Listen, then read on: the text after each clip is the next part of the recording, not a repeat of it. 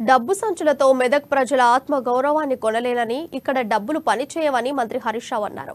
మెదక్ మాజీ ఎమ్మెల్యే శశిధర్ రెడ్డి మంత్రి హరీష్ రావు ఆధ్వర్యంలో బీఆర్ఎస్ లో చేరారు. ఆయనకు గులాబీ కండువా కప్పి పార్టీలోకి ఆహ్వానించారు. ప్రజల మీద ప్రేమ ఉండాలని, ప్రజలకు సేవ చేయాలని, అలాంటి వారికే స్థానం ఉంటుందని హరీష్ రావు తెలిపారు. పుకార్లు తిప్పికొట్టాలని, బీఆర్ఎస్ కు హ్యాట్రిక్ విజయం ఇవ్వాలని మంత్రి పిలుపునిచ్చారు.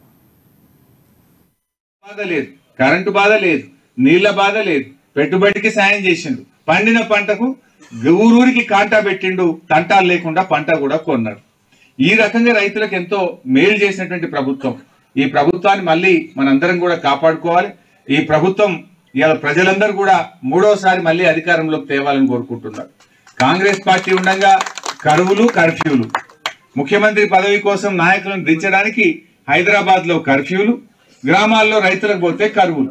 ఇలా కేసీఆర్ హయాంలో కరువు లేదు, కర్ఫ్యూ లేదు, బ్రహ్మాండంగా 2 పంటలు పండుతా ఉన్నాయి. ఇలా మంచిగా మనకు రేపు కాళేశ్వరం నీళ్లు కూడా తెచ్చుకోబోతా ఉన్నాం. సింగూరును కాళేశ్వరం కలుపుతున్నాం. కాళేశ్వరం నీళ్ళు తెచ్చి సింగూరు కలిపితే ఇక కొంటామని ప్రయత్నం చేస్తా ఉన్నారు.